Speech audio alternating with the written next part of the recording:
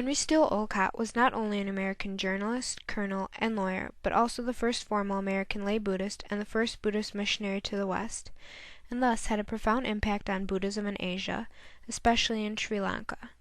First, we will discuss some background information on Olcott. We will then focus on the founding of the Theosophical Society and his travels to Asia. Lastly, we will discuss the impact of his philosophy and travels to Asia. Let's start with his background. Henry Olcott was born August 1, 1832, in Orange, New Jersey, and was the son of a merchant. As a young adult, he attended what is now known as New York University for a few years, but then left to help his father sharecrop. After 2 years of sharecropping, he returned to New York and studied agriculture, and then wrote his first book, Sorgo and Imphi, the Chinese and African Sugar Canes. He then began a job as the associate agriculture editor of the New York Tribune. 2 years later, he entered the Civil War for the North, but got dysentery and had to leave the battle. During his recovery, he was promoted to a special commissioner position in the War Department and investigated cases of fraud, corruption, and Lincoln's assassination. With all his good work, he was once again promoted, this time to colonel. After the war, he resigned and became a self-taught lawyer and also continued his work as a journalist. In 1868, he married Mary Epley Morgan, the daughter of a minister. They had 4 children together, but 2 died very young. His first experience with physical phenomena occurred in 1874 when he was sent by a newspaper to investigate the phenomena of the Eadie brothers of Vermont. After observing the brothers, he was convinced their phenomenon was authentic. During this visit to Vermont, he met Russian Madame Helena Petrovna Blavatsky. Olcott's meeting with Blavatsky had a profound impact on the rest of his life and the lives of many Buddhists all over the world. Let's see how. 1 year after his visit to Vermont, in 1875, he and Blavatsky founded the Theosophical Society, which later became a very important thing to Asian Buddhism and Buddhism in America. The word theosophical comes from the Greek theos, divinity, and sophia, wisdom, so basically the divine wisdom concerning life from a standpoint of the divine consciousness which informs the universe.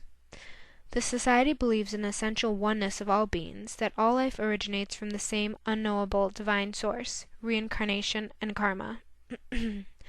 Olcott had this to say about his reasons for founding the society.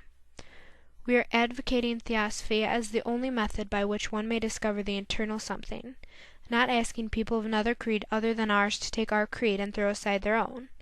We profess a religion of tolerance, charity, kindness, altruism, or love of one's fellows, a religion that does not try and discover all that is bad in our neighbor's creed, but all that is good, and to make him live up to the best code of morals and piety he can find in it.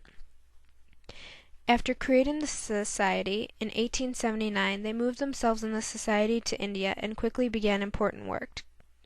In 1880, Olcott developed the Buddhist Flag. The flag has 6 colors, each representing a color of the aura that emanated from the Buddha when he attained enlightenment. Blue signifies loving kindness, peace, and universal compassion. Yellow, the middle path, avoiding extremes, the absence of form and emptiness. Red, blessings of practice, achievement, wisdom, virtue, fortune, and dignity. White, purity of Dhamma. It leads to liberation outside of time and space. Orange, the Buddhist teachings, full of wisdom and strength. The flag was first hoisted in 1885 and became accepted as the international Buddhist flag by the 1952 World Buddhist Council. While in India, Olcott went on 3 tours to Ceylon. During the first tour with Blavatsky in 1880, Olcott and Blavatsky arrived in Colombo in May of that year. Both were greeted with a royal welcome according to Olcott. The 2 then took Panza and recited the broken Pali, the 3 refuges, and the 5 precepts of Theravada Buddhism, and thus became the first American lay Buddhists. Then Olcott founded 7 lay branches and 1 monastic branch of the Buddhist Theosophical Society. He modeled his Asian work paralleling the structure of the Christian foundations of America.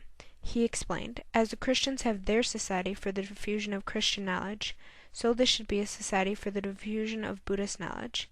He also founded Buddhist secondary schools and Sunday schools, mirroring the organization of Christian education.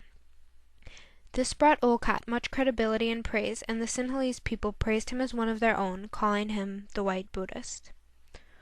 Olcott took his second visit to Ceylon in 1881.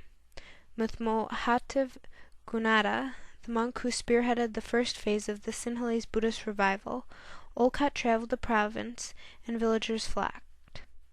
Olcott sold merit cards and solicited subscriptions to support his education fund, and wrote anti-Christian, pro-Buddhist pieces.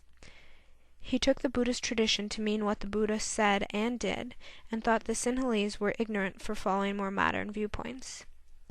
To spread his message, he wrote the Buddhist Catechism, which eventually went through over 40 editions and was translated into over 20 languages.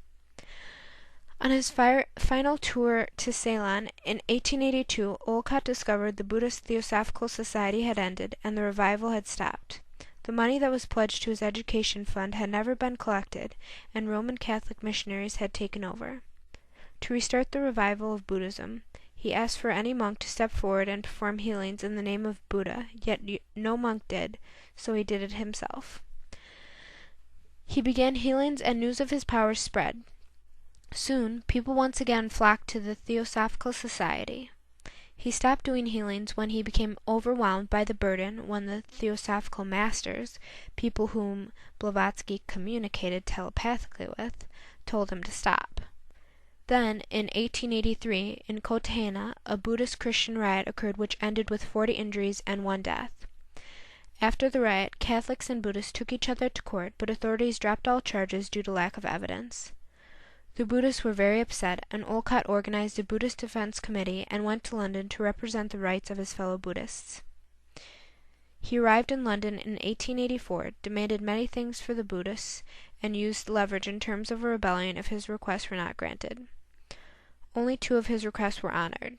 First, a more hands-off policy for religious processions, and second, Wesak, the full moon day on which the Sinhalese commemorate the Buddha, was declared a holiday. Yet even though he did not begin the revival, these actions solidified him as a leader of the Sinhalese Buddhist revival. Still, after all of these travels and everything he had already accomplished, Olcott did not stop. Thinking that the Buddhists of Asia would finally reunite, Olcott was invited to Japan in 1888. He spoke in front of as many as 187,000 people with the message that the world opinion now focused toward Buddhism. The Japanese welcomed him fondly. After his travels to Japan, Olcott went to Burma, where he was examined publicly on his knowledge of the Buddhist doctrine. The Burmese called him a puka, a pure-blooded white man, and were surprised how he openly confessed his Buddhism and had no hidden motives behind it.